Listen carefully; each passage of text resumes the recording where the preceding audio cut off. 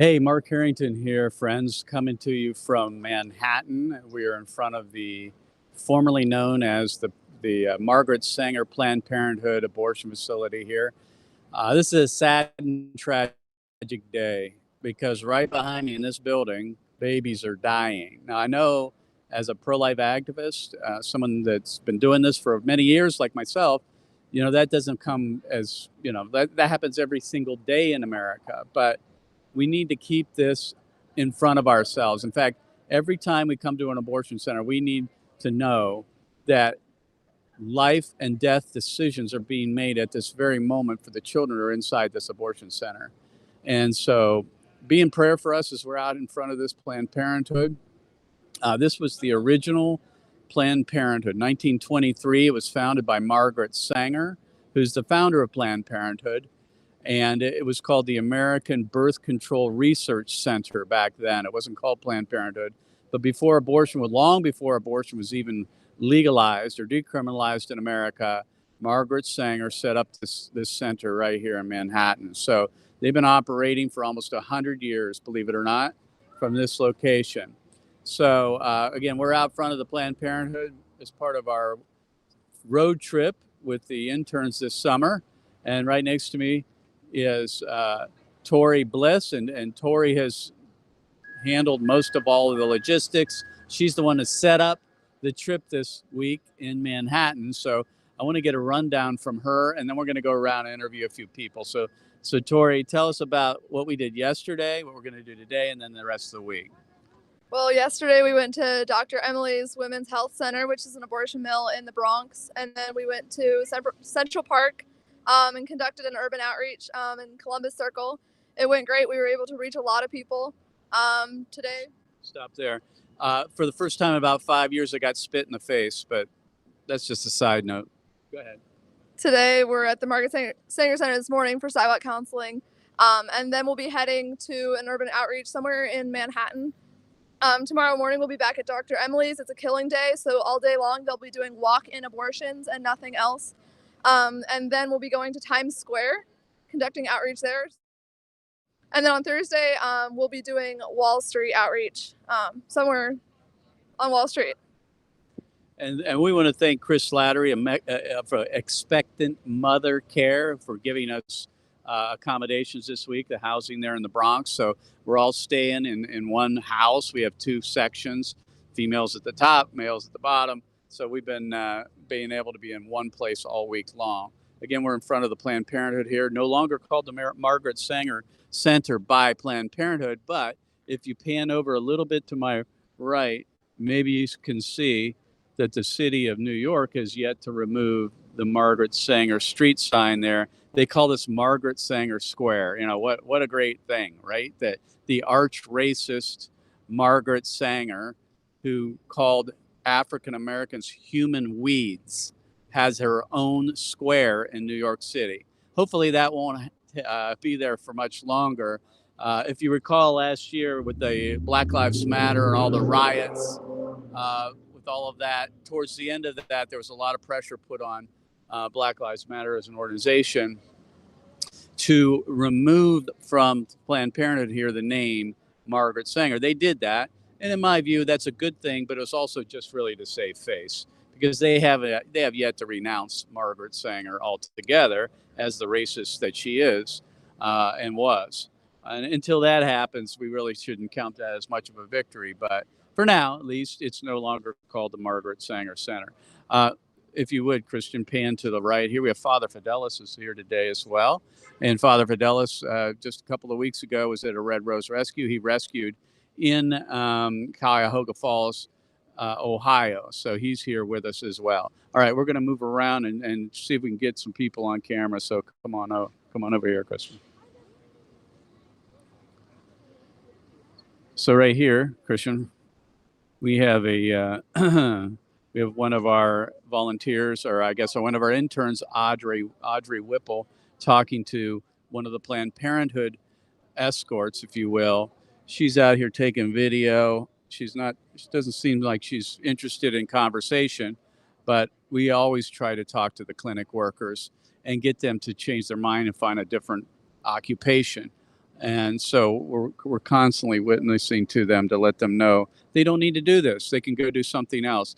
A couple of weeks ago, I interviewed Carol Everett, and Carol Everett said that most abortion workers do this because they're trying to cope with the guilt of their own abortions, generally speaking. That's why they work at these places. They don't really want to work here, but that's what they feel like they got to do to kind of deal with their own abortions, to get other people to do it as well. And that in some ways justifies them doing it. So I'm not certain that's the case with this young lady here, but it often is the case. Okay, so let's cross over here. Oh, before we do, right here, so if you would. So we have a young lady from Love Life, and I think a lot of people know the ministry Love Life. They're here today as well, and they do great work all across America, and they have a pro-life presence out here today. And there's a counselor from Love Life that's been talking to this young lady who is Hispanic, and she's been interpreting her English through a Spanish app, which has been really interesting to watch. And if you are a sidewalk counselor, you should have the Spanish app on your phone so you can English can be interpreted to Spanish speakers. And that's what she's been doing here for almost an hour now. This is a young lady right here who's thinking about going into the abortion center, but yet has done that. So keep praying that she would not go inside. All right, we're going to cross over. So here we are again. She's passing out information. Let's turn right here. So hopefully she's not going to go inside. All right, so over here, Christian. Go this way. So this young lady behind me right here again is considering abortion. So be in prayer for her that she would not go inside. I don't know if that's her boyfriend or not, but he's the one that brought her here. So as you can tell, women are going inside. Unfortunately, the escorts are ushering them into the death pit. Honestly, I don't think they're used to this kind of a presence out here today. If you're interested in commenting on what we're doing here in New York City, especially here at the Planned Parenthood in Manhattan, you can go ahead and put your comments in the comments section of our Facebook page. We'll have somebody reply to you about what we're doing here in New York City this week with our interns. This is their annual road trip. We've done this 10 years straight now. We'll be here another 4 days. So, all right, I'm going to interview these gentlemen. All right, hey, listen, okay, all right. So I wanted to interview JD, right? JD? So you're here regularly, JD, right, at the Planned Parenthood? Something like that. I usually frequent other Planned Parenthoods. There's one in Queens that I sent some of my brothers and sisters to go to. And she's going inside, I think. Unfortunately, she's going inside. See this? After all of that, after an hour of talking to her, I tell you, man, we do our best. We give them the information. We pray for them. She was pleading for that baby's life for about an hour. I think she went inside. Yeah. Sorry, go ahead. Yeah, so I'm part of Christ Forgiveness Ministries. Okay. And it's a worldwide ministry. People know it on YouTube, but so we have one based in New York. But I sent some of the other brethren to one in Queens, and I will come out here to learn from this other group named Love Life. And then you guys happen to be, so yeah, that's a blessing. So how often do you come out?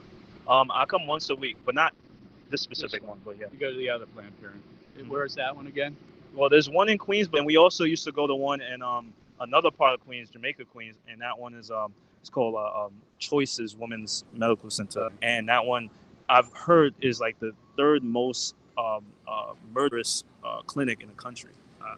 As an African American, we have clinic escorts who are African American. I think the abortionist is African American here. A lot of the staff.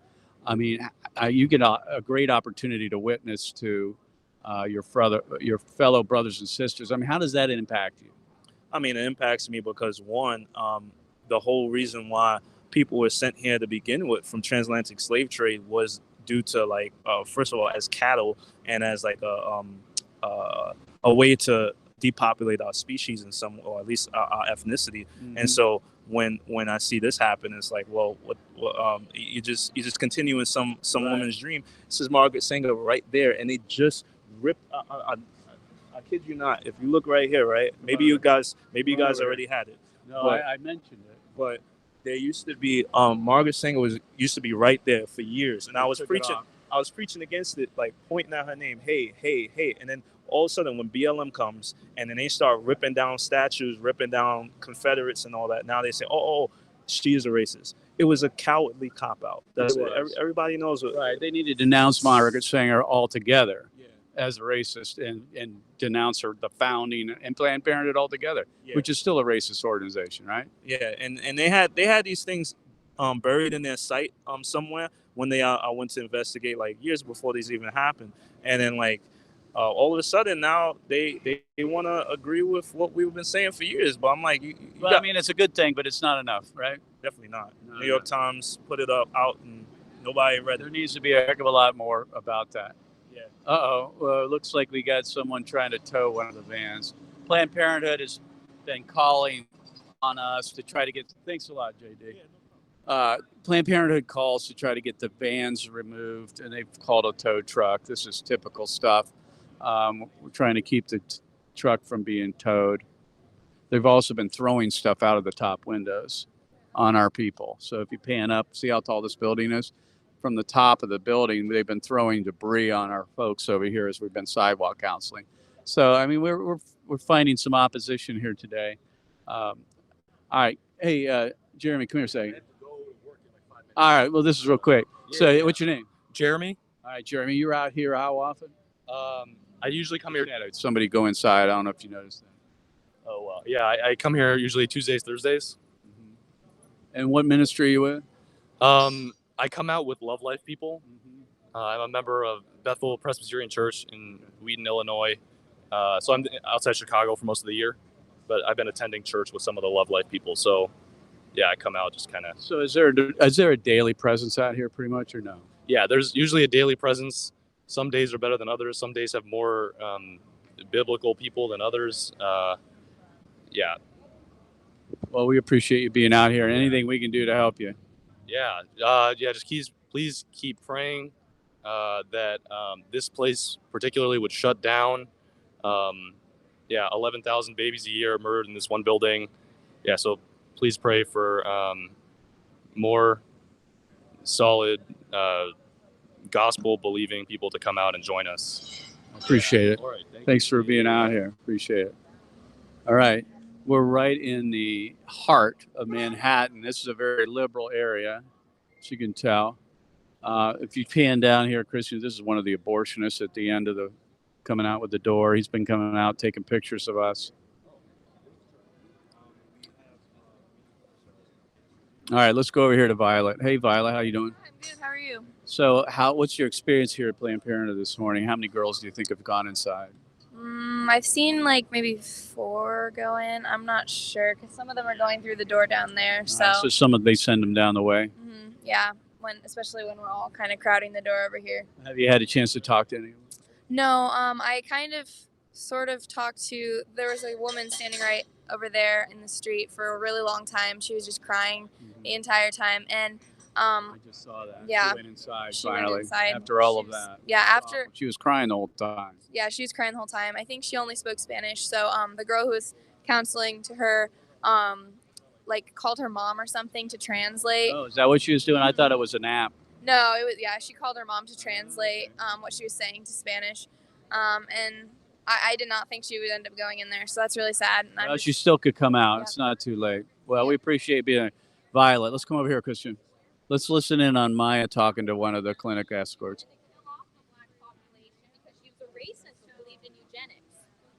You guys don't genuinely care about human equality because you are standing outside these doors. It's like standing outside of a death camp during the Holocaust. But even more babies have been killed by this.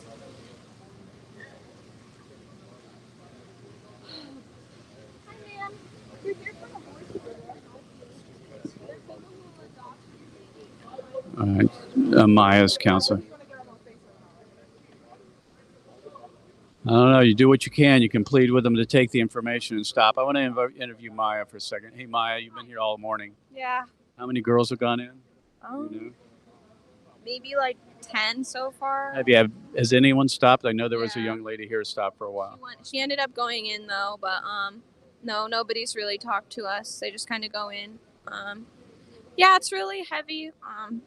It's very crazy to be outside of this because I think they do they own the whole building. Yeah. So that's insane. In Columbus, it's not like that at all. Yeah. Just one story in a little building, but. Well, we appreciate your boldness. I've been watching. You've been doing a great job, and you're witnessing to the clinic escorts. What do you say to them? Because they've heard it before, probably, but you keep preaching to them.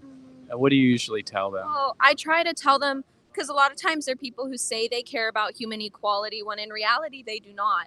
Because this place used to be called the Margaret Sanger Center. They might have talked about this already before, but Margaret Sanger was a racist who believed in eugenics, wanted to kill off the black population. And these people, they'd probably say that Black Lives Matter. They probably say they care about women's rights. They don't care about them because I've told them the truth. And yet I've told them that, 50% of the babies aborted are females. Planned Parenthood targets black neighborhoods. Abortion not only hurts women emotionally and spiritually, but oftentimes physically. Women are left, 6 times more likely to commit suicide, higher rate of risk of breast cancer. But yeah, and half the baby, there are more babies killed by abortion in New York City than are born. I forgot about that. I did not mention that, but that would be a good thing to mention. And I always try to remind them of the gospel. Like, I'm not judging them because I would also be going to hell if I wasn't saved by Jesus. And I preach them, through faith alone, we can be saved in Christ. But yeah, I try to share that, but who knows? We just have to pray that their hearts are softened and they listen. What would you say to the people that are listening that for the first time have become aware of the fact that, the Planned Parenthood is a thing, abortion's happening day in, day out in America. This is a tragedy what's happening here today, but it's happening all across America. There are 2,300 babies being killed today, unfortunately. What would you say to them? Well, I know when I would drive past an abortion facility by my house before I got involved in all the pro-life stuff. What I did, make sure you always go outside. If you want to, I'd recommend sidewalk counseling. If you go out, though, make sure you go with another person because people can be very violent sometimes and hostile towards you. But why should they come out altogether? What's the reason? To advocate, to be a voice for the babies that are being murdered, to try to share the truth. And they can make a difference, right? I mean, yes. we recently had children saved from the Planned Parenthood. Last week, I was at Planned Parenthood in Columbus, and a woman was wanting to get an abortion because she had miscarriages before.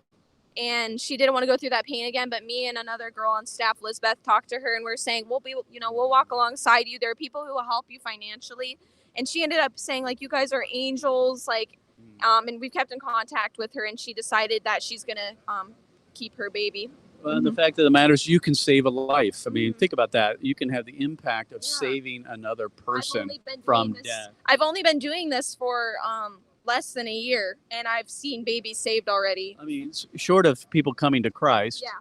I mean, this is the second. It's very important that we help people not kill each other, right? I mean, we're intervening on their behalf, and you can actually save a life. And it changes you forever, right? I mean, the fact that you had something to do with a baby being spared by abortion, right? I mean, the experience for you. Yeah, it's definitely in the moment. It's something you just feel a great sense of joy, of course, but also just honor and, that God you use that. Gratitude that God would use me because I know I'm such a sinner and I don't know why he would use me. So that it's just, yeah. Well, I know why. Because you're saved by grace. You're a child of Christ. That's why. So we appreciate. Keep up the good work up here. We don't let a woman go inside without being spoken to, hopefully. And and by the witness here, folks. Thanks a lot, Maya. Appreciate it. The witness, folks. We do use the abortion victim photography. This here is an African American baby. Here comes someone right now.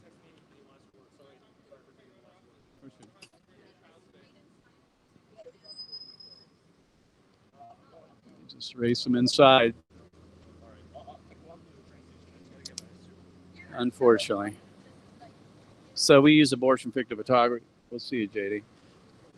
Out front of the abortion centers because we believe that young lady, that young man raced right in here, and maybe the only thing that they're going to get is these abortion images because they didn't stop to speak with us. So most of the women that go inside, the parents that go inside an abortion center, don't stop to talk to counselors.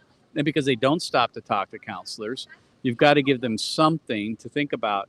And these visual aids do that because they're like a data compression device. They distill down a very complex message at a glance. Somebody can figure out what abortion is just by looking at the photos. And a lot of times they're not going to be able to get those out of their heads. And that's the idea, that they're inside, they've seen these. These will hopefully prevent them from killing their babies. So we're big advocates of using visuals out front of abortion centers. So once again, we're at the Planned Parenthood of Manhattan, which was formerly called the Margaret Sanger Center. They took down the sign that said that. Unfortunately, they haven't taken down the Margaret Sanger Square sign from the city. Hopefully that's going to be happening soon. So folks, if you want to comment on our Facebook page, go ahead and add a comment. We'll reply to that. If you have any questions, comments, or concerns about what we're doing here, you're interested in Created Equal, let us know. We'd be happy to give you the resources you need to come out here and do this very thing that we're doing here in Planned Parenthood.